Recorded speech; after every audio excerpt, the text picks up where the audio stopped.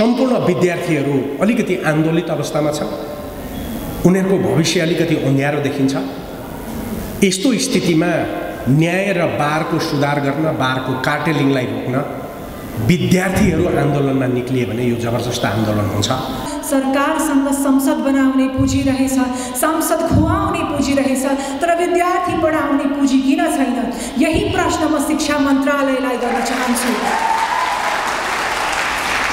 Each and every individual is carrying a debt of more than 63,000 on their head, where import worth more than 14 billion takes place each year, which is more than half of our GDP, where a development project is initiated, but it takes more than 20 years to be completed, like Melamchi. नेपालमा आर्थिक वृद्धि गर्ने अर्को आयाम भनेको स्वदेशी उद्यमशीलता नै हो। उद्यमशीलताको नाममा जथाभावी कल कारखाना खोल्नु पनि उपयुक्त हुँदैन। कम उर्वरायुक्त जमिनको पहिचान गरी एकीकृत औद्योगिक क्षेत्रको परिकल्पना गरी त्यस सम्बन्धी कानुन बनाउन जरुरी देखिन्छ। एज अ टिमले काम गर्दा के हुँदो रहेछ भन्ने कुराको शिक्षा हामीले हाम्रो अग्रजबाट जुन पाएको थियौं त्यसलाई हामीले निरन्तरता दिएको छौं। We are planning to make invitations to VIPs from different nations and from the nation we have a good diplomatic relationship with in order to extend our relationship and to make them embrace the beauty of Nepal. आजको यो सभामा मलाई स्वागत मन्तव्यको लागि जुन अभिभारा सुम्पिएको छ कलेजले त्यसलाई म थोरै केही शब्द नेपालीमा भन्दै अनि त्यसपछि हामी राष्ट्रिय र अन्तर्राष्ट्रिय कार्यक्रमहरू गरिरहने भएको हुनाले कुनै एउटा औपचारिक स्पिचलाई हाम्रो पब्लिकेसनमा पनि जानु राम्रो हुन्छ भन्ने मान्यताले मैले केही अंग्रेजीमा पनि लेखेर समय वर्ड इकोनोमी भन्छौं हामी समयलाई बचत गर्ने हिसाबले लेखेर ल्याएको कुरा वाचन गर्ने समेत म अनुमति चाहन्छु। कार्यक्रमका सभाध्यक्षज्यू डाक्टर गोविन्द प्रसाद कुसुम, प्रमुख अतिथि लालबहादुर कुंवर मुख्य रजिस्ट्रार सर्वोच्च अदालत, संस्थापक प्राध्यापक डाक्टर युवराज संग्रौला ज्यू, विशेष अतिथि डाक्टर टेक बहादुर घिमिरे न्यायाधिवक्ता र शिक्षा नियमावलीको मैले अगाडि देखिरहेको छु माननीय पवन कुमार ओझाज्यू अध्यक्ष कानुन शिक्षा समिति, उहाँको थुप्रै उहाँले अभिभारा जिम्मेवारी लिइसक्नु भएको हुनाले अहिले हामी समक्ष हुनुहुन्छ कानुन शिक्षा समितिको अध्यक्षको हैसियतले र पूर्व न्यायाधीश सर्वोच्च अदालतको पनि हुनुहुन्छ। मैले उहाँसँग मिलेर काम गरिरहेको पनि स्मरण गर्न चाहन्छु। अघि त्यहाँ म बसेर कुरा गरिरहेको थिएँ, एउटा शब्द विशेष अतिथि भन्दाखेरि त्यो सबै समेटिने भएको हुनाले म क्षमा माग्न चाहन्छु। यद्यपि विश्वकान्त दाई अहिले वरिष्ठ अधिवक्ता भन्दा पनि म उहाँलाई एकदम अन्तरङ्गित दाईको रूपमा अनि भाउजू लगायतका जति पनि अतिथिज्यूहरू हुनुहुन्छ, अभिभावकज्यूहरू हुनुहुन्छ, विद्यार्थी कानुनका विद्यार्थी हामीसँग यहाँ +2 बाट केही आफ्नो रचनात्मक कार्य गरिरहनुभएका विद्यार्थीदेखि लिएर सम्पूर्ण विद्यार्थीहरू हुनुहुन्छ, फ्याकल्टी हाम्रो शिक्षक मित्रहरू, कर्मचारी मित्रहरू, वरिष्ठदेखि लिएर ग्राउन्ड लेभलमा काम गर्ने, खास गरेर म जहिले पनि सम्बोधन गर्न चाहन्छु ग्राउन्ड लेभलको कर्मचारी बिना कुनै पनि कार्यक्रम सम्भव हुँदैन र संस्था चल्दैन। उहाँहरूलाई विशेष रूपमा म स्मरण गर्न चाहन्छु र प्रत्यक्ष वा अप्रत्यक्ष रूपमा जति पनि साथ दिने हामी कानुनका अवयवहरू, न्यायका अवयवहरू र कानुन कर्मीहरू यहाँ छौँ, तर समाजशास्त्र र विज्ञानसँग यो विधामा जोडिने भएको हुनाले सम्पूर्ण यहाँ यो विधामा जोडिनु हुने सम्पूर्णलाई म स्वागत गर्न चाहन्छु। Thank you very much.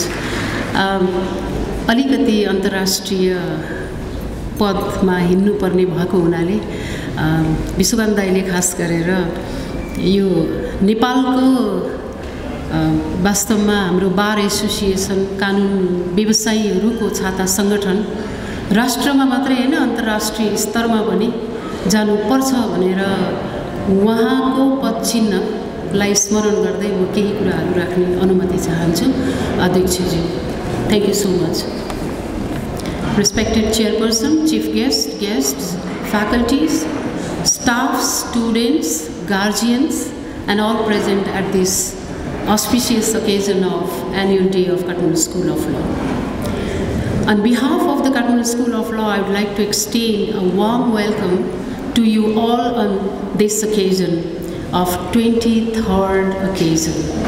यहाँनिर मैले भन्नै पर्छ केही शब्द त्यो नेपालीमै भित्रदेखि उठ्नै पर्छ 23 वर्ष अगाडिको एउटा इट्टा त्यसमाथि सिमेन्ट त्यसमाथि अर्को इट्टा गर्दा गर्दै अहिले 23 वर्षको जवान छोरी काठमाडौँ स्कुल अफ लले जन्माएको छ छोरा पनि सन्तान त्यो इट्टा राख्ने काम त्यो हातलाई धेरैले साथ दिनुभयो माधव सर जो यहाँ हुनुहुन्न उहाँले साथ दिनुभयो थुप्रै अन्य मित्रहरूले साथ दिनुभयो म लगायतको त्यो हातलाई म नमन गर्न चाहन्छु युवराज संग्रौलाज्यूको हातलाई धन्यवाद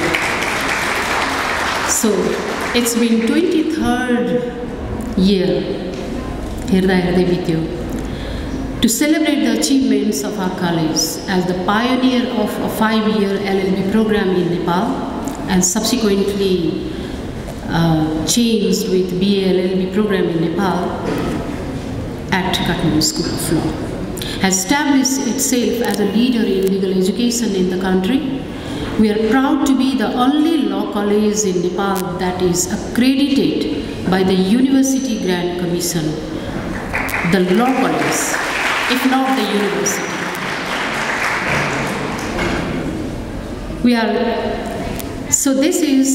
This has actually given a thought that we have gone beyond the boundary we have stepped out. Our law graduates have been accepted into some of the most prestigious universities in the world, including Harvard University, Oxford, Cambridge, Yale, Geneva Academy, and number of renowned universities all over the world. This is Kathmandu School of Law. But our achievements don't stop here, not just curriculum and then the degree-oriented program. Our students have also excelled in moot court competitions, consistently coming out as national and many times South Asian regional rounds champions of international humanitarian law, which is called Unreduna Moot Court competition. This is the only college in the world participating 16 years and then achieving the national champion award and 4 times the regional awards, defeating the national champions in the South Asian universities. The South Asian university जो India लगायतको हो 60 वटा युनिभर्सिटीलाई हराएर आएको च्याम्पियनलाई पनि हामीले यो वर्ष पनि हरायौं. This is the pride. ठ्याक्कै वर्ल्ड कपको सकिने दिनमा थियो र मैले एउटा पनि गेम मिस गरिन र त्यो जुन अवार्ड हो विद्यार्थीले पाइसकेपछि मैले मेस्सीले जस्तै त्यो अवार्डलाई चुमे सुमसुम्याए. That was a proud moment. Team as a टिमले काम गर्दा के हुँदो रहेछ भन्ने कुराको शिक्षा हामीले हाम्रो अग्रजबाट जुन पाएको थियौं त्यसलाई हामीले निरन्तरता दिएको छौं. So this is Unreduna Moot Court competition and the winners of Statesman in Asia, including Best Advocate this year in 2022. त्यसको पनि भर्खर साउथ कोरियाबाट त्यसको ठूलो बक्समा एउटा यहाँ ल्याइएको छैन होला तर ठूलो बक्समा त्यो हाम्रो अवार्ड आएको छ त्यसको लागि त्यो पनि यहाँहरूलाई म भन्न चाहन्छु. So notably in the Jessup International Round held in Washington DC, our team made it to an impressive 28th position in the world, earning as a spot in the esteemed World Cup, which is called World Cup of Moot Court competition. KSL is proud to collaborate with government and security agencies, which we have here, as well as humanitarian organizations like ICRC, our partnership in South Asian region, also conducting as a host in partnership with the South Asian teaching session on humanitarian law, giving training to security agencies, government agencies, academia in South Asia. This has also been entrusted to KSL. In addition to this, we are also the convener of Nepal chapter of International Humanitarian Law alumni, and I am the convener of that. This partnership and responsibility demonstrates our commitment to advancing the study and understanding of international humanitarian law in Nepal and South Asia. There are many other, the list is very long, so I am not spelling out all these, which has also been published in our website. So we are proud to be a part of these important initiatives and look forward for continuing our work in this field. In addition to our impressive achievements in legal education, KSL has also made a mark on the global stage as a leader in human rights education. We are proud to host the Asia Pacific Masters in Human Rights and Democratization program in Nepal for the second semester, which actually starts from February till July. And we have received as one of the host institutions in Nepal, we have taught 142 foreigners of 28 countries. This is also to be notified. Partnering with universities in Sydney, Thailand, Indonesia, Sri Lanka and Philippines. And with Sydney, we have also Himalayan Film School, which is upcoming with the Sydney Law School. So this all has given a thought that we are grown up. We are grown up. हामी एउटा रुख भयौं. यस्तो रुख भइसक्यौं, त्यसका हाँगाबिङ्गाहरू छन्. र एउटा लास्टमा सानो एउटा कुरा भनेर म बिदा हुन चाहन्छु. त्यो मेरो हृदयदेखिको स्वागत पनि हामी सबैलाई आज इन्स्टिट्युसनलाई हुन्छ. यो रुख यस्तो रुख हो, एउटा ठुलो झानिएको रुखले एउटा बच्चा स्कुल जाँदाखेरि सधैँभरि त्यो बच्चालाई छाहारी दिँदो रहेछ स्कुल जाने बेलामा, हिँडेर जाने बच्चालाई. अनि धेरै वर्षपछि त्यो बच्चा जवान भयो, आउन छोड्यो, रुखले हेरिरह्यो. अनि धेरै पछि त्यो रुखलाई अनि एक दिन एउटा गाडीमा, ठुलो गाडीमा त्यो बच्चा जो जवान भइसकेको थियो साथीहरू सहित आयो र आएपछि रुख हल्लियो, खुसीले झुम्यो कि मेरो मित्र आयो भनेर. र आइसकेपछि त्यो गाडीबाट बन्चरो निकालेर धेरैजनाहरूले त्यो रुखलाई काटे. रुख काटिसकेपछि त्यसको सबै रुख लिएर गए, बेचबिखन गर्यो होला र धेरै पछि, धेरै वर्षपछि फेरि त्यो जवान त्यही बाटोबाट हिँड्दै आइरहेको बेलामा त्यो रुख बल्ल बल्ल अलिअलि सानो पलाउन मात्रै लागेको थियो काटेको ठाउँबाट. अनि त्यो मान्छे आएर पसिना पुछेर त्यहाँ बस्यो. बसेपछि रुखले के भन्यो भने, कठै मेरो छाहारी भइदिया भए उसलाई पसिना आउँदैन थियो होला नि. This is institutional belief. We are institution. Wherever our students go, we are there as a guardian of legal education, socially responsive education. With this, I extend again a warm welcome to this 23rd auspicious occasion of Kathmandu School of Law. In the days to come, we will celebrate this in our big premise.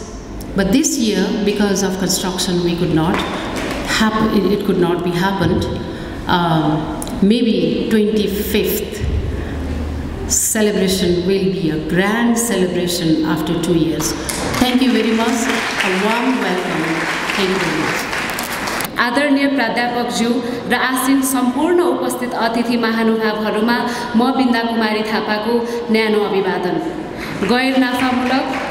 गैर नाफामूलक र जनमुखी संस्थाको रूपमा विकास भएको यस संस्थाले स्थापना कालदेखि नै सभ्य र समुन्नत समाज निर्माणको लागि कानुन र कानुनी शिक्षाको क्षेत्रमा राष्ट्रिय तथा अन्तर्राष्ट्रिय रूपमा अतुलनीय योगदान दिँदै आइरहेको कुरा हामी सबैमा सर्वविदितै छ।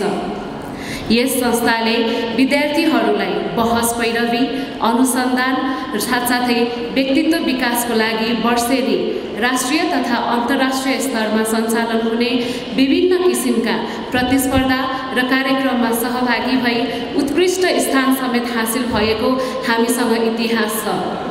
विविध कार्यक्रमहरूमध्ये काठमाडौँ स्कुल अफ लको स्थापना कालदेखि नै BA LLB प्रथम वर्षका सम्पूर्ण विद्यार्थीहरूको शैक्षिक विकासलाई मध्यनजर गरी वार्षिक वक्तित्व कला प्रतियोगिता गराउँदै आइरहेको छ। सोही इतिहासलाई निरन्तरता दिँदै यस वर्ष पनि BA LLB प्रथम वर्षका संयोजक उपप्राध्यापक स्वेच्छा संग्रौला म्यामको अध्यक्षतामा BA LLB प्रथम वर्षका करिब 220 जना विद्यार्थीहरूको सक्रिय सहभागितामा स्पिच कम्पिटिसन हामीले सञ्चालन गरिएको थियो।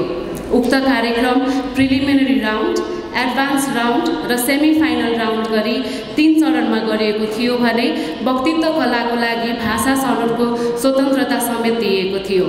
सो कार्यक्रममा 220 जना विद्यार्थीहरूबाट 40 जना एडभान्स राउन्ड र 40 जना विद्यार्थीहरूबाट 15 जना विद्यार्थीहरू सेमी फाइनल राउन्डमा जान सफल हुनुभएको थियो र सोही वक्तित्व कलाको आज हामी अन्तिम यानि कि फाइनल राउन्डमा छौँ, जहाँ सेमी फाइनलबाट आउनुभएको 4 जना विद्यार्थीहरू हामीसँग हुनुहुन्छ भने विद्यार्थीहरूको मूल्याङ्कनको लागि निर्णायक मण्डल समेत तयारी अवस्थामा बसिसक्नु भएको छ। आज प्रस्तुति दिनुहुने 4 प्रतिस्पर्धीहरूले नेपाल सरकारको काल्पनिक मुख्य जिम्मेवारी अर्थात् भूमिकामा रहेर आफ्नो प्रस्तुति दिनुपर्नेछ। अब म प्रतिस्पर्धीहरूको परिचय, उहाँहरूको काल्पनिक जिम्मेवारी अर्थात् भूमिका, विषयवस्तु र समयको बारेमा संक्षिप्त जानकारी गराउन चाहन्छु। नम्बर 1, नेपालको राष्ट्रपतिको भूमिकामा हुनुहुन्छ मिस समृद्धि अर्याल। नम्बर 2, नेपालको प्रधानमन्त्रीको भूमिकामा हुनुहुन्छ मिस्टर दिवस खड्का। नम्बर 3, नेपालको प्रतिनिधि सभाको सभामुखको भूमिकामा हुनुहुन्छ मिस प्रशंसा पाण्डे। र नम्बर 4, नेपाल सरकारको परराष्ट्र मन्त्रीको भूमिकामा हुनुहुन्छ मिस मालविका लक्ष्मणबदा। प्रत्येक प्रतिस्पर्धीले कुल 7 मिनेटको समय पाउनुहुनेछ। 5 मिनेटको समयमा यहाँहरूलाई जनाउ घन्टी बज्नेछ र 2 मिनेटको समयमा यहाँहरूले आफ्नो कन्क्लुजन राख्नुपर्ने हुनेछ। अब कार्यक्रमलाई ढिला नगरी पहिलो वक्ता नेपालको राष्ट्रपतिको भूमिकामा समृद्धि अर्यालजीलाई आमन्त्रण गर्न चाहन्छु र उहाँको विषय रहेको छ नेपाली जनतालाई लक्षित गरेर अबको 5 वर्षमा नेपालको विकास कस्तो हुनुपर्छ भन्नेमा राष्ट्रव्यापी अभिव्यक्ति दिनुहोस्। उहाँको भाषाको माध्यम नेपाली। धन्यवाद। र अर्थतन्त्रको सबैभन्दा प्रमुख स्रोत ती देशका जनता हुन्। सम्माननीय प्रधानमन्त्रीज्यू, सभामुखज्यू, माननीय विदेश मन्त्रीज्यू, अतिथिगणहरू, यहाँ उपस्थित प्राध्यापकहरू एवं नेपालको कुना कुनाबाट यस कार्यक्रममा उपस्थित मेरा भाइ बहिनीहरू, नमस्कार। म इस देश की राष्ट्रपति, मेरो नाम समृद्धि अर्याल।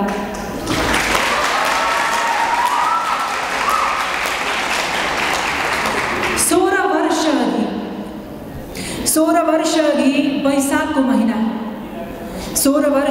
वैशाखको महिना हामी मध्ये निकै काठमाडौँका यस देशका विभिन्न ठाउँबाट काठमाडौँ भित्रिएका थियौँ।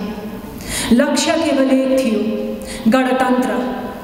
आज आफूले देखेका त्यहाँ आफूले चिनेका मुहारहरू देख्छु, आफ्नै साथीहरू देख्छु, निकै खुसी लाग्छ। हामी निकै टाढा आइसकेका रहेछौँ, हामीले समृद्धिको जग थापिसकेका रहेछौँ। सँगै सपना देखेका थियौँ, आज ती पुरा हुँदै रहेछन्। बीचमा केही गल्ती नभएका होइन, केही कठिनाइ नआएको होइन, केही त हुँदै गए। अध्यादेशहरू पारित गरियो, बीचमा केही गल्ती भए। सही प्रतिनिधिको खोजी गर्दा हामी पटक विगतका केही वर्षमा चुक्यौँ पनि, तर नकारात्मकका साथै सकारात्मक कार्य पनि भए। संविधान पारित गरियो, मानवाधिकारको रक्षा भयो, समानताका कानुन बने। समृद्धिको यात्रा अत्यन्तै कष्टकर हुने रहेछ। यस यात्रामा हरेक कदममा निकै चुनौतीहरू देखा पर्ने रहेछन्, तर यी चुनौतीसँग लड्ने, यी चुनौतीलाई थेक्ने सामर्थ्य आजको सरकारसँग छ। यो सरकार युवाहरूले नेतृत्व गरेको सरकार हो। यस सरकारमा मलाई सम्पूर्ण विश्वास छ। नेपालको इतिहास अत्यन्तै लामो छ। हाम्रो इतिहास सङ्घर्षको इतिहास हो, स्वाभिमानको इतिहास हो, वीरताको इतिहास हो, बलिदानको इतिहास हो। हाम्रो इतिहास ज्ञानको इतिहास हो। संसारमा 195वटा राष्ट्रहरू छन्, तीमध्ये नेपाल 95औं सबैभन्दा ठुलो राष्ट्र हो। यद्यपि परिचय दिनुपर्दा हामी आफूलाई सानो देशको वासी भनेर भन्ने गर्छौँ। लिच्छवीकालीन अभिलेखहरू, मुद्राहरू, मुन्दुमहरू, मानव न्याय शास्त्रहरू, 6000 भन्दा बढी नदीहरू, संसारका 10 सबैभन्दा ठुला हिमालमध्ये 8 हिमालहरू, पहाडहरू, पर्वतहरू, हिम श्रृङ्खलाहरू, जङ्गलहरूले हामी धनी छौँ। यद्यपि आज पनि अन्तर्राष्ट्रिय फोरममा गएर बोल्नुभयो भने हामी आफूलाई गरिब भन्ने सन्देश दिन्छौँ। आफूलाई गरिब भन्नुको, नेपाललाई सानो भन्नुको औचित्य के हो मलाई थाहा छैन।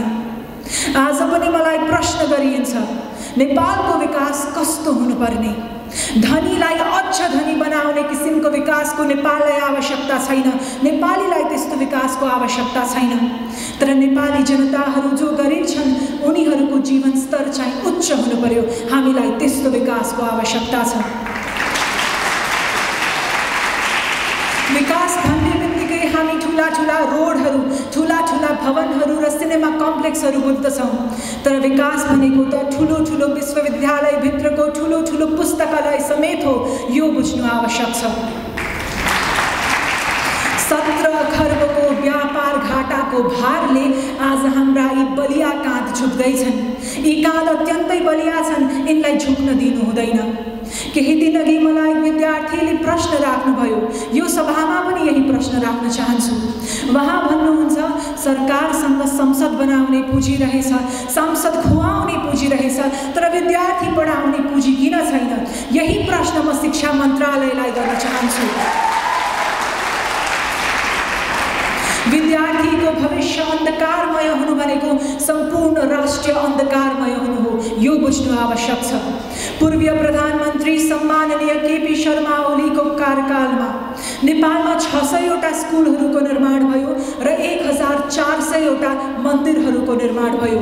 आज 21औं शताब्दीको अवस्थामा नेपाललाई, नेपाली जनतालाई ईश्वरको मन्दिरभन्दा विद्याको मन्दिरको बढी आवश्यकता छ। यो बुझ्नु आवश्यक छ। विकास भनेको के हो मलाई प्रश्न गर्नुहुन्छ। आज नेपालको कुनै पनि ठाउँमा एक स्त्री यदि गर्भवती छिन् भने व्यथा लागेको समयमा अस्पताल नपुगेर उनको मृत्यु नहोस्, त्यस्तो विकासको आवश्यकता छ।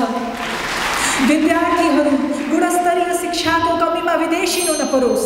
नेपालका निकै युवाहरू जसका साना नानी बाबु छन् उनीहरू बेरोजगारीका कारण विदेशिनु नपरोस्। नेपाललाई त्यस्तो विकासको आवश्यकता छ। यदि आज पनि गुल्मीको एउटा ठाउँमा बस्ने बच्चा यदि ऊ खाली पेट बस्छ भने मलाई दुःख हुन्छ, यद्यपि ऊ मेरो सन्तान होइन। यदि दाङको मन्दिर अगाडि हात फैलाएर बस्ने नेपाली उसले हात फैलाउनु परेको छ भने दुःख मलाई पनि हुन्छ, यद्यपि मैले उसलाई चिनेको छैन। हामी सबैजना, चाहे हामी विद्यार्थी हौँ वा शिक्षक हौँ, ब्राह्मण हौँ वा दलित हौँ, बौद्ध हौँ वा किराँत हौँ, हामी सबैजना एक नाताले बाँधिएको छौँ। त्यो हो राष्ट्रियताको न्यौता, जुन अत्यन्तै आवश्यकता छ। यो बुझ्नु आवश्यक छ। आज मलाई प्रश्न गरिन्छ, म मौन हुन थालिसकेकी छु। किन हो मलाई थाहा छैन। युवाहरू जब त्रिभुवन विमानस्थलमा जब युवाहरूको सङ्ख्या देख्छु, मलाई रुन मन लाग्छ। आँसु झर्दैनन् किनकि डरो हुनु आवश्यक छ। आज म प्रधानमन्त्रीज्यूलाई निर्देशन दिन चाहन्छु, यदि कुनै पनि गरिब नेपाली उसले हात पाउ पनि जोड्न गाह्रो छ, हात मुख जोड्न गाह्रो छ भने उसले निशुल्क व्यापार गर्न पाउनु पर्यो। आज म कृषि मन्त्रालयलाई यो निर्देशन दिन चाहन्छु, बिउहरू सित्तैमा पाउनु पर्यो। 5 वर्षभित्र तराईको कृषि योग्य जमिन, चाहे त्यो जोसकोसैको पनि हुन सक्यो, त्यो कृषि योग्य जमिनलाई हामीले कृषि योग्य जमिनसँगै खेतमा परिवर्तन गर्नु पर्यो। त्यहाँबाट नेपालको विकास सुरु हुनेछ। नेपालको विकास मबाट मात्र नभएर तपाईहरुबाट सुरु हुनेछ। यस देशको राष्ट्रपति भएका कारण म यस देशको सबैभन्दा महत्त्वपूर्ण मान्छे होइन। यस देशको सबैभन्दा महत्त्वपूर्ण मान्छे यी विद्यार्थीहरू हुन्। यिनीहरूको विकासको आवश्यकता छ।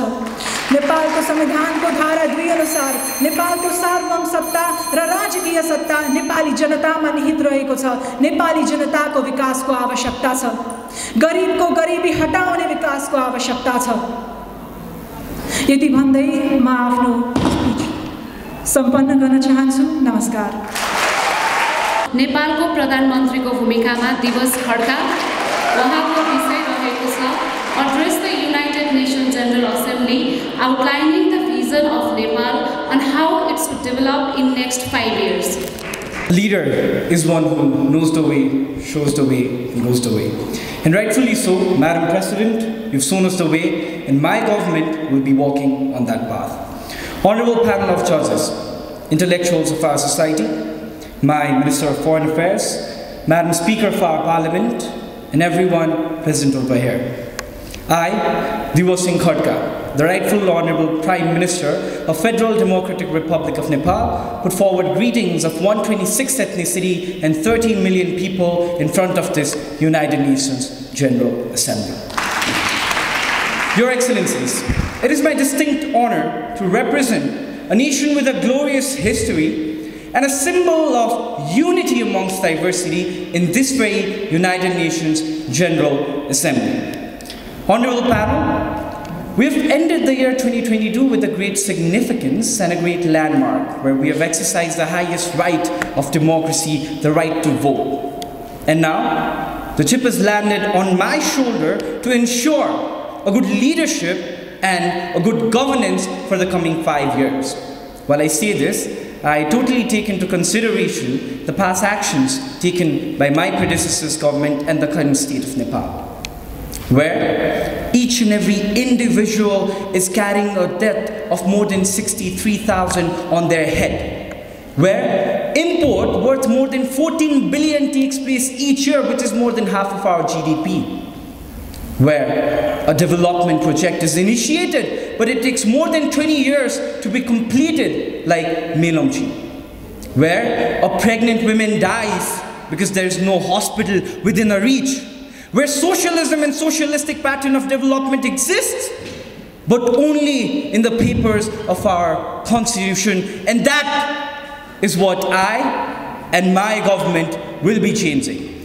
Honorable Excellencies, our first step in regards to bringing a change will be formation of research and analysis wing under each and every ministry, so that every policies and every developmental project that we initiated will be first researched upon and then be implemented, so that our country does not face another Melomchi, another Nisgard, or only 40% completion of work like our past 5 years plan.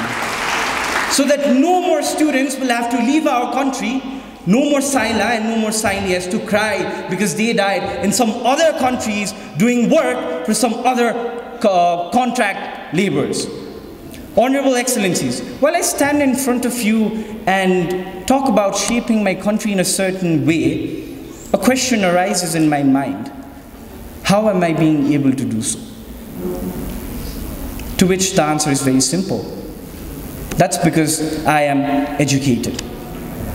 Education is the key to prosperity, and that is what I and my government stands for. And in order to make sure that 67.79% of literacy rate increases to 100%, my government will be establishing 7 different schools in 7 provinces of our country.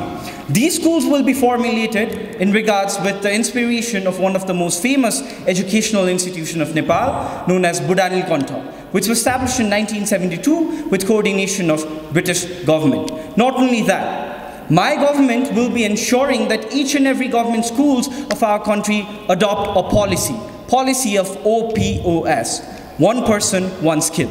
Each and every individual will be trained with at least one vocational skill that they can use in their day-to-day life. 30 years down the line, there will be no one more happier than me to see people from nook and corner of Nepal representing Nepal as the Prime Minister and delivering a speech in regards to formulating the world. Honorable Excellencies, the same model of establishment will be followed in regards to healthcare as well. 7 different hospitals in 7 provinces of our country and at least 2 outreach facilities in 77 districts. Therefore, 77 into 2. My government will ensure that no more pregnant women dies because she has no reach of hospital within her area. Honorable Excellencies, I'd like to bring in to highlight the potential that Nepal possesses in regards to prosperity and development. We inherit world's more than 3.8% of natural resources. We inherit some of the most unique fruits and vegetables such as red rice of Jumla, apples of Mustang, Yarsagumba of our Himalayan region. And in regards with the report released by Ministry of Industry, my government will be establishing 7 different special economic zones in all 7 provinces of our country. We will make sure that our uniqueness travels from East Coast to the West Coast of this world and competes in the international market. Peace and stability is what we require for development, and my National Security Council will be working for that.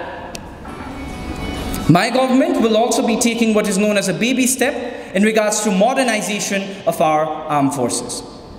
Honorable Excellencies, Nepal enjoys a distinct features in regards to geopolitics, and our role in regards to geopolitics and in the international arena will be guided by the doctrine of Panchashil, and along with it 2 other principles. One being the principle of non-alignment, second being the principle of neutrality.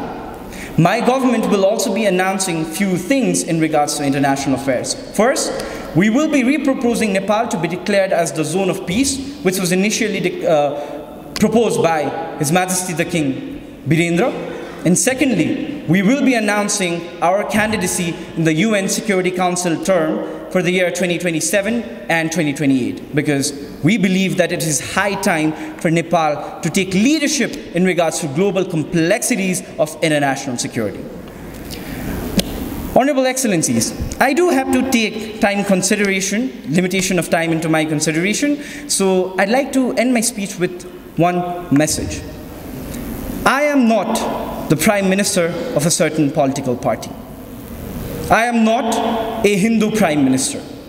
I am not a male Prime Minister. I am not a Prime Minister from a warrior clan, nor am I a young Prime Minister, but I am the Prime Minister of Federal Democratic Republic of Nepal. Nothing but a mere servant of the people, by the people, for the people, and that is what I and my government will stand for. Thank you so much. तेस्रो वक्ताको रूपमा नेपालको प्रतिनिधि सभाको सभामुखको भूमिकामा हामीसँग हुनुहुन्छ प्रशंसा पाण्डे।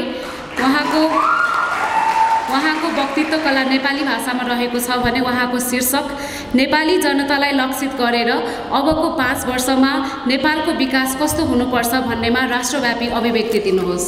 सम्माननीय राष्ट्रपतिज्यू, सम्माननीय प्रधानमन्त्रीज्यू, माननीय परराष्ट्र मन्त्रीज्यू, बुद्धिजीवी वर्गहरू, प्राध्यापकज्यूहरू, पत्रकारज्यूहरू तथा जनसमुदायमा म प्रशंसा पाण्डेको हृदयाङ्गत नमन। आज म हजुरहरूमाझ सभामुखको हैसियतले अबको 5 वर्षमा नेपालको विकास कस्तो हुनुपर्छ भन्ने विषयमा आफ्ना अभिव्यक्ति व्यक्त गर्न पाउँदा निकै हर्षित र अलि त्रसित पनि छु। नेपालमा संविधान सभाको माध्यमबाट संविधान लेखिने कार्य सम्पन्न भयो। सङ्घ, प्रदेश र स्थानीय सरकारको 2 पटक निर्वाचन भइसकेको छ, तर देशमा अझैसम्म पनि राजनैतिक स्थिरता, आर्थिक वृद्धि र सुशासन आउने कुरामा हामी ढुक्क हुन सकेका छैनौँ। एकातर्फ संसदीय अभ्यासमा बहुमत प्राप्त सरकारले 5 वर्षको कार्यकाल पूरा गर्न नसकेको उदाहरण छ। अर्कोतर्फ देशको आर्थिक अवस्था दिनानुदिन कमजोर हुँदै गइरहेको छ। वैदेशिक ऋण आकाशिएको छ, यतिसम्म कि देशको साधारण खर्च धान्न समेत आज वैदेशिक ऋणमा आधारित हुनु परेको छ। यस अवस्थामा नवनिर्वाचित सरकारले खस्कँदै गरेको आर्थिक अवस्थालाई सुधार गर्दै विकासको परियोजनाहरू अगाडि बढाउन दुवै चुनौती र अवसर भोग्नुपर्नेछ। चुनौतीको सामना गरिरहँदा पर्याप्त कानुनको निर्माण गर्नु समेत देखिन्छ। सङ्घीय सांसद नेपाली जनताको सार्वभौम सत्ता प्रयोग गर्ने स्थल हो। संवैधानिक परिकल्पना बमोजिम प्रदेश र स्थानीय तहलाई कानुन बनाउने अधिकार प्रत्यायोजित गरिएको छ, तर यी निकायले कानुन बनाउने कुरामै अल्लो लिएको देखिन्छ। कानुन बनाउने क्रममा विद्वान विज्ञ र बौद्धिकलाई राखेर बनाइएमा त्यस कानुनले स्थायित्व ग्रहण गर्न सक्छ। माटो सुहाउँदो कानुन नेपाली समाजमा प्रचलित वाक्यांश पनि हो। विगतमा बनेका कानुनको छिद्रामा टेकेर पटक पटक संसद विघटन, संसद रोस्टम घेराउ, संसद भवनभित्र तोडफोड, बजेट भाषणको समयमा ब्रिफकेस खसाखोस जस्ता तीता घटना नेपाली संसदीय अभ्यासको यथार्थ हो, जुन अन्तर्राष्ट्रिय समुदायमा निन्दनीय छ। नेपाल प्राकृतिक सम्पदाले भरिपूर्ण रहेको, सम्भाव्यता नै सम्भाव्यता भएको देश भन्ने कुरा ध्रुव सत्य छ र यी प्राकृतिक सम्पदाको समुचित प्रयोग भएको छैन भन्ने कुरा पनि त्यति नै सत्य छ। नेपालको 17% भूभाग उर्वरयुक्त तराईले ओगटेको छ, तर हामी आज पनि खाद्यान्नमा आत्मनिर्भर बन्न सकेका छैनौँ। त्यसैले आधुनिक कृषि प्रणालीको परिकल्पना गर्दै त्यस सम्बन्धी नीति र कानुन बनाउन आवश्यक देखिन्छ। तराईका समर्थक भूभागहरू आज प्लटिङको बिगबिगी बढिरहेको छ। सहर उन्मुख प्रवृत्तिले गर्दा आज अव्यवस्थित बसोबासहरू बढिरहेका छन्। वन जङ्गलहरू नाश भइरहेका छन्। छरिएर रहेका बस्तीमा आज शिक्षा, स्वास्थ्य, खानेपानी जस्ता अवसर जुटाउन खर्चिलो पुग्नेछ। त्यसैले वातावरण संरक्षण गर्दै हरियाली सहितको एकीकृत आवास क्षेत्रको परिकल्पना गरी त्यस सम्बन्धी कानुन बनाउन जरुरी देखिन्छ। त्यसैगरी नेपालमा आर्थिक वृद्धि गर्ने अर्को आयाम भनेको स्वदेशी उद्यमशीलता नै हो। उद्यमशीलताको नाममा जथाभावी कल कारखाना खोल्नु पनि उपयुक्त हुँदैन। कम उर्वरायुक्त जमिनको पहिचान गरी एकीकृत औद्योगिक क्षेत्रको परिकल्पना गरी त्यस सम्बन्धी कानुन बनाउन जरुरी देखिन्छ। त्यसैगरी नेपाल जल स्रोतमा विश्वको दोस्रो धनी देश हो। यहाँ 43,000 मेगावाट विद्युत उत्पादन गर्ने क्षमता रहेको छ, तर हालसम्म पनि 3,000 मेगावाट विद्युत उत्पादन हुन सकेको छैन। त्यसैले ठुला परियोजनाहरूलाई उच्च प्राथमिकतामा राखेर बहुपक्षीय लगानीलाई आह्वान गर्दै नीति नियम बनाउन जरुरी देखिन्छ। विकासको मूल आधार भनेको शिक्षा नै हो। युरोसेन्ट्रिक शिक्षा प्रणाली होइन कि नेपालको सभ्यता, संस्कृति र इतिहासमा आधारित एसेसिबिलिटीमा मात्र होइन, फङ्सनालिटीमा आधारित प्राविधिक शिक्षा नै आजको आवश्यकता हो। त्यसैले शिक्षा नीति र कानुनमा परिवर्तन ल्याउन जरुरी देखिन्छ। नेपालको संविधानले सूचना सम्बन्धी हकलाई मौलिक हकको रूपमा राखेको छ। हामीले मिडियाहरूमा पाइने सूचनाहरू सत्य छन् या छैनन् भनेर विश्लेषण गर्न जरुरी देखिन्छ, अन्यथा हामी भ्रममा पर्न सक्छौँ। यी समस्याहरूको निराकरण गर्नका लागि सञ्चार सम्बन्धी विधेयक ल्याउन जरुरी देखिन्छ। पाश्चात्य सभ्यताको अनुसरण गर्दै गर्दा बढिरहेको साइबर अपराधहरूको न्यूनीकरण गर्न नेपालमा पर्याप्त कानुन रहेको छैन। त्यसैले यी अपराधहरूको न्यूनीकरण गर्नका लागि कानुनलाई पूर्णता दिन कानुन बनाउन जरुरी देखिन्छ।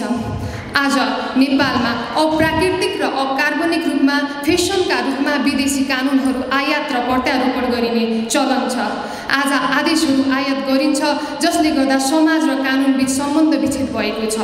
यो कुरा संवैधानिक विकासक्रमले पुष्टि गर्छ। आज निजी स्वार्थमा लागेर कानुनको पालना नगर्दा कानुनको अपव्याख्या हुन पुगेको छ। त्यसैले कानुन निर्माण गर्दा कुनै पनि छिद्रता नरहने गरी बुद्धिमत्तापूर्वक गर्नु आवश्यक छ भन्ने बनाइ राख्दै म आफ्ना भनाइ यही अन्त्य गर्दछु। हवस् त धन्यवाद। तपाईको दिन शुभ बितोस्। नेपालको परराष्ट्र मन्त्रीको भूमिकामा मिस मालविका लक्ष्मबा, उहाँको वक्तित्व कला अङ्ग्रेजी भाषामा रहेको छ भने उहाँको शीर्षक address the United Nations General Assembly outlining the vision of Nepal on how it should develop in next 5 years। Malavika ji. Rising sun from the east to west the sun sets. The snow of mountain from north floats to south on the lake, Nepal. Honorable President, Prime Minister of Nepal, Speaker of House of Representatives, Chairperson, distinguished delegates, panel of judges, intellectuals, ladies and gentlemen. Namaste, I am Malvika Lakshmba, Foreign Minister of Nepal, and I am very privileged to stand and speak in this United Nations General Assembly. Your Excellency, the change we slowly experienced after Nepalese revolution in 1990 was a change in a system and a change for democracy. And now I will be outlining the vision and my obligations envisioning to change the situation of Nepal in next 5 years. Well, Nepal is a country that stands in between these two giants economically and politically powerful nations, India and China. Due to its geographical proximity and historical linkages, Nepal's foreign policy with India and China may not be distinctly independent, but it is mutually interdependent. So our first proposition is to maintain the relationship, strengthen the relationship between Nepal, India and China. India and China are the countries that has been providing, they are the major donor countries and has been providing assistance in different areas of Nepal, like infrastructure, health, education, and so on. Nepal and China signed its first agreement on economic aid in 1956 and economic cooperation with India and Nepal in 1951. But to look a little bit deeper, Nepal might seem to be geographically small, but we have got a privilege to be or to stand in between these two nations. The privilege of getting a big market when we want to sell product, and the privilege of helping hand when we want to produce.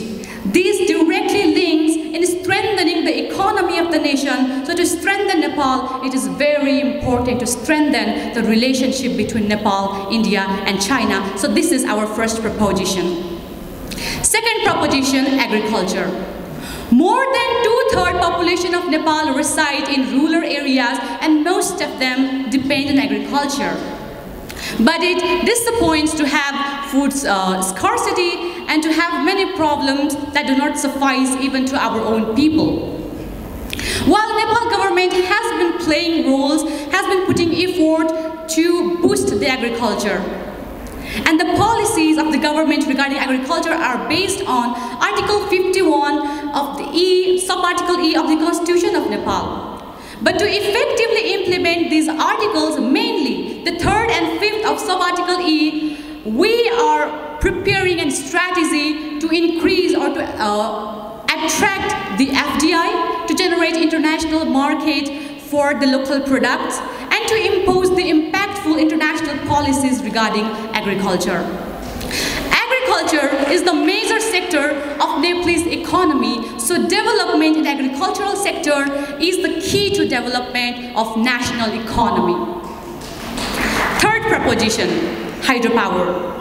Water is analyzed to emerge as game-changing element in this world after fuels. And Nepal is endowed with water resource of plenty.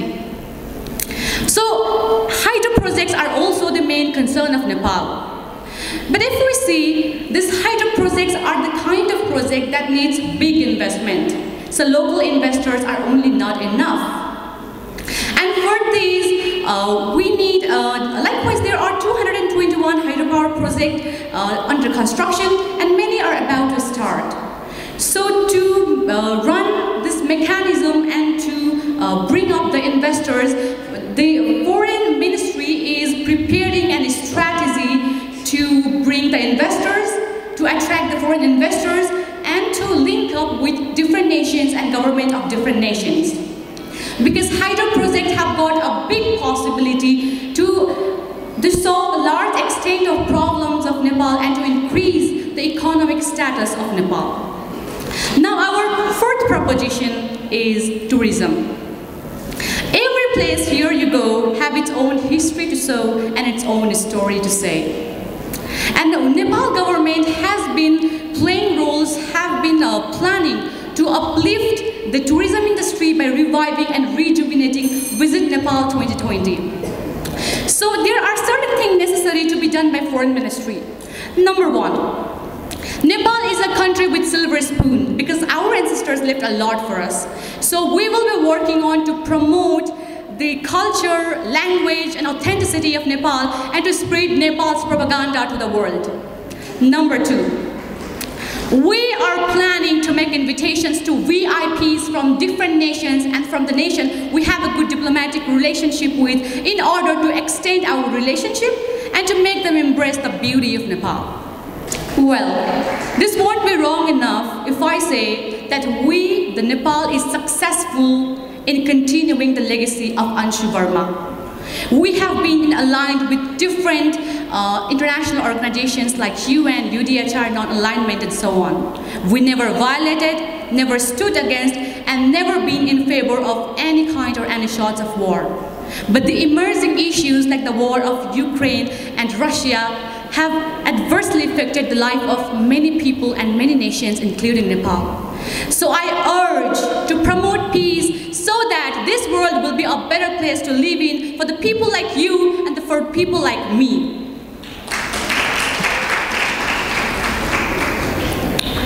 Well, this won't be a wrong to say, but we are in a country that have a big possibility and that have a big the possibility to change to become a good country. So I am Malvika Lakshamba, Foreign Minister of Nepal, and I convey this proposition in this international platform with the hope to connect Nepal with 8 billion people in this world and to help each other in achieving this noble aim. Life of people, culture and color, apple of Mustang and history of valor, lake of Rara, land of Everest, taste of Thakali, compassion of Nepali, unity in diversity and a country with possibility. This is Nepal and this is how I want to represent Nepal in international community because to let this message reach to the world makes a difference to us. Thank you. Jai Nepal. देशको विकास हुनेछ र हाम्रो देश नेपाल पनि समुन्नत राष्ट्रको रूपमा एक दिन संसारभरि चिनिनेछ। प्रतिस्पर्धाको नतिजा र प्रमाणपत्र वितरण यस कार्यक्रमको अन्तिममा घोषणा गर्ने जानकारी गराउन चाहन्छु।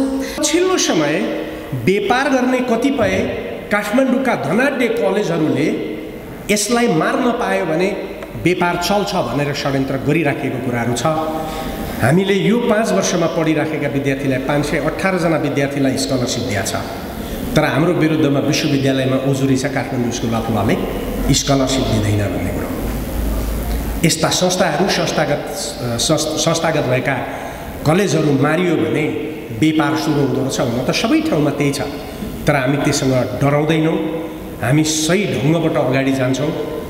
काठमाडौँ स्कुल अफ लले अब मोडल हुनुपर्छ अझै र काठमाडौँ स्कुल अफ ल लगायत हाम्रा सहकार्यका साथीहरू खोप कलेज ब्राइट भिजन कलेजसँगै हामी बसेर यसको नयाँ कोर्सको प्रारूप तयार गर्न लाग्यौँ र हामीले जोड बल गऱ्यौँ भने हामीले यसको कोर्सलाई नयाँ बनाउनुपर्छ र मैले त प्रस्ताव गरेको छु 3वटा अप्सन विद्यार्थीहरूले अब प्राप्त गर्नुपर्छ। बीएससी एलएलबी भनेर क्रिमिनल लगायतका साइन्सका क्षेत्रको ल अलग्गै पढाइ हुनुपर्छ, त्यसमा केही विद्यार्थीहरू लिनुपर्छ।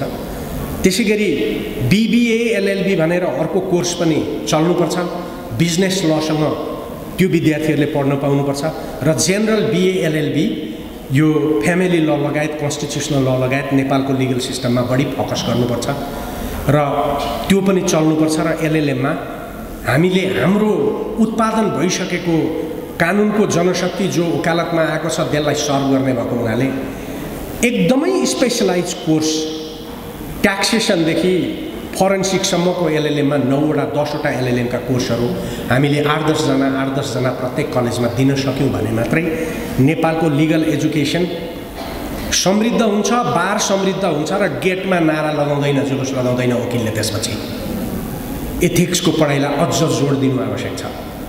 यसो हुन सक्यो भने मात्रै गेटमा पुलिससँग कुस्ती खेल्ने होइन, बौद्धिक आन्दोलन गर्ने हुन्छ। अन्यथा यही ताली सुन्नुहुन्छ भनेर बारका अध्यक्षलाई पनि बोलाएको थियो, तर नेपाल बार सर्वोच्च बार त राति 10 बजे फोन हाल्न मलाई पनि फोन है भनेर सम्झिने मात्रैमा सीमित रह्यो। अरू बेला उहाँहरू सम्झिनुहुन्न। मलाई लाग्दैन पवन सरलाई बोलाउनु भयो कि बोलाउनु भएन। युनिभर्सिटीका टिचरलाई लेक्चर दिन बोलाउनुहुन्न सर्वोच्चका कार्यक्रममा, अनि लेक्चरै दिन नजाने चाहिँ लेक्चर दिन आइरहेको हुन्छ। हामी पनि जाने आवश्यकता देख्दैनौँ। त्यसकारण यी चिजहरू बदलिनु आवश्यक छ, बारले पनि बदलिनु आवश्यक छ, छुचो कुरो गर्नुपर्छ। विश्वकान्त दाईले भन्नुभयो तपाईँ अब निक्लिनु पर्यो। भण्डारीजी आउनुभयो अस्ति, भण्डारीजीले भन्नुभयो निक्लिनु पर्यो। अब निक्लिनु सायद पर्छ कि हामीले न्याय सुधार गर्न, बार सुधार गर्न र सम्पूर्ण विद्यार्थीहरू अलिकति आन्दोलित अवस्थामा छ। उनीहरूको भविष्य अलिकति अँध्यारो देखिन्छ। यस्तो स्थितिमा न्याय र बारको सुधार गर्न, बारको कार्टेलिङलाई रोक्न विद्यार्थीहरू आन्दोलनमा निक्लिए भने यो जबरजस्त आन्दोलन हुन्छ। यो स्थिति 2 जना महत्त्वपूर्ण रजिस्ट्रार अगाडि हुनुहुन्छ, सर्वोच्चको र अर्को छोटे सर्वोच्चको। यहाँको हाइकोर्ट भने सानो सर्वोच्च हो भन्छु म। यहाँहरूले न्यायाधीशज्यूहरूलाई पनि भन्नु पर्यो, न्यायाधीशज्यूहरूलाई पनि भनिदिनु पर्यो, अदालतलाई पनि भनिदिनु पर्यो। अन्तिममा एउटा कुरा के भन्न चाहन्छु, यो मासले बुझ्नुपर्छ। एउटा मान्छे जेलमा बस्यो 3 वर्ष 4 वर्ष करिब, अदालतले फैसला गरेछ 6 महिना। त्यो मान्छे आएर मलाई के भन्छ अस्ति भने, कि मलाई 3 वर्षै सजाय गरेमा हुन्थ्यो, मलाई 6 महिना मात्रै सजाय गर्यो, म 3 वर्ष जेलमा किन बसेँ? यसको जवाब कसले दिने हो? यसको जवाब हामी नदिकन डेमोक्रेटिक कन्ट्री र न्याय शुद्ध छ भन्न पाउँछौँ? किन बस्यो त्यो मान्छे? त्यति मात्रै होइन, यो त आम रहेछ। जेलभित्र त मान्छे 4 वर्ष 5 वर्ष बस्छ, अनि ट्रायल कोर्टमा उसको फैसला चाहिँ हुँदाखेरि 3 महिना कैद भएर निक्लिन्छ। अनि 3 महिना मात्रै थुन्नु हुन्थ्यो भने, निकाल्नु हुन्थ्यो भने उहाँहरूको थुन्चेको आदेश गलत हो। यदि 3 महिना मात्रै सजाय थुन्चेको आदेश सही थियो भने आजको फैसला गलत हो। यो कुरो कसले बुझ्दैन? उहाँहरू कहीँ न कहीँ गल्ती गरिरहनुहुन्छ। या त थुन्चेकमा गल्ती गर्नुभयो, या त अहिले फैसलामा गल्ती गर्नुभयो। दुवै ठाउँमा ठिक छु भन्ने कुरो हुन सक्दैन। यो कुरा हामीले विद्यार्थीहरूलाई बताउनुपर्छ। दुवैजना योग्य रजिस्ट्रारहरू हुनुहुन्छ, तपाईँहरूमाथि कसैले शङ्का गर्दैन, तर यहाँहरूले कुरा उठाइदिनुपर्छ। अर्को मेरो मित्र हुनुहुन्छ महान्यायाधिवक्ता कार्यालयमा, डाक्टर, म जस्तै छुच्चो, त्यसैले दुःख भयङ्कर खाएको। दुःख उहाँलाई मैले बराबरै खाएको छु, तर निर्भीक व्यक्ति हुनुहुन्छ। उहाँलाई फलानाले खाएको छ है भनेर कसैले भन्दैन, तर मौका पऱ्यो भने पिठ छ चाहिँ भन्छन्। मलाई पनि त्यही भन्छ। म मेरो एकदम नजिकको मित्र, आत्मीय मित्र, हामी धेरै गोप्य कुरा गर्छौँ कहिले कहिले। यो 3-4 महिना त्यो कैद मागेको कैद हुने भन्दा बढी पनि सजाय बस्यो भने त आफैले मागे भन्दा बढी भएपछि त महान्यायाधिवक्ता कार्यालयले मैले मागे भन्दा बढी सजाय नगर छोड भनेर त भन्नु उहाँहरूले पनि त जानुपर्छ होला नि त। लगिदिने मात्रै कुरा हो कि होइन? मैले 2 वर्ष कैद होस् भनेर मागेको थिएँ, 5 वर्ष बसिसकेको छ। मैले मागेको 2 वर्ष हो, तँ किन 3 वर्ष थुन्छस् भनेर अदालतलाई भन्ने दायित्व त सरकारी वकिलको पनि होला नि त। ऊ त पब्लिक प्रोसिक्युटर भने र न्यायको कुरो त त्यो होला नि त। त्यसकारण हामीले सुधार गरेनौँ न्यायपालिका र न्याय बार भने सुधार हुँदैन, तर न्यायपालिका र बारको सुधार लिगल एजुकेसनमा सुधार नभइकन हुँदैन। त्यसकारण तपाईँहरूले हामीलाई सहयोग गर्नुपर्छ लिगल एजुकेसन सुधार गर्न। म आजै अफर गर्छु, सर्वोच्च अदालतले चाहन्छ भने काठमाडौँ स्कुल अफ ल आफ्नो मातहतमा राखेर चलाओस्। हामी भोलि सही गर्न तयार छौँ। इन्स्टिच्युट अफ ल दिल्लीमा छ, यहाँहरूलाई थाहा छ, सर्वोच्चको मातहतमा। यदि महाधिवक्ता कार्यालय चाहन्छ आफ्नो मातहतमा राखेर काठमाडौँ स्कुल अफ ल चलाउन चाहन्छ भने महाधिवक्ताले लगोस्, हामी यो चाहन्छौँ। चलेन भने बन्द हुन्छ भनेको छ, हामीबाट हाम्रा हकवालालाई नसर्ने गरी कागज सही गराइएको छ, सरकारले त्यसरी सही गराएको छ। एकजना मर्नुभयो, एकजना अस्ति बचाइयो, अब हामी 9 जना मरेपछि यो कलेज कसको हुने हो? हाम्रा हकवालाको हुँदैन, सरकारले चलाउँछ कि चलाउँदैन भन्दाखेरि हामी बाँचुन्जेल मात्रै चल्नु त ठिक हुँदैन होला नि यसले। त्यसकारण यसको खतरा चाहिँ यो हो। हामी यो भनिरहेछौँ, यदि सरकार चाहन्छ भने सरकारले यो कलेज लियोस्, हामी अफर गर्छौँ। हामी बाँचुन्जेल पढाउन तयार छौँ। त्यसकारण यहाँहरू धेरै गार्जेनलाई पनि लाग्यो होला, होइन हाम्रा छोराछोरीले तिरेको पैसा यिनीहरूले खान्छन्। मैले खाने तलब 65,000 हो, 15,000 म कार्यकारी निर्देशक भएको कारणले भत्ता खान्छु। अन्य प्रोफेसरहरूले पाउने तलब त्यही हो। एसोसिएट प्रोफेसरहरूले पाउने तलब भनेको 50,000 52,000 हो। यहाँभन्दा बढी हामीले केही पनि लगेको छैन। हामीले सम्पूर्ण तपाईँहरूसँग लिएको पैसा त्यसको विकासमा लगाएको छ। अहिले काठमाडौँ स्कुल अफ लको 10 अरबको प्रपर्टी छ। त्यो तपाईँहरूले तिरेका फिसले बन्यो, तपाईँहरूले तिरेका फिसले बन्यो, आउने पुस्ताले त्यसमा पढ्छ। त्यसकारण यो कलेजप्रतिको दृष्टिकोण यहाँहरूले प्रश्न गरिदिनु होला।